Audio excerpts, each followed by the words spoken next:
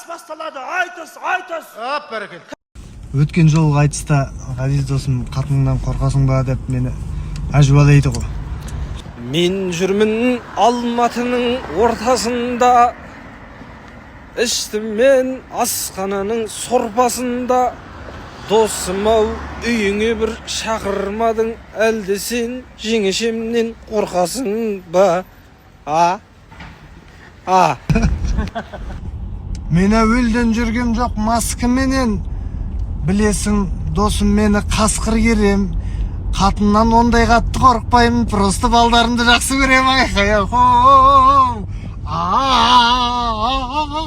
деп қорықпасаң.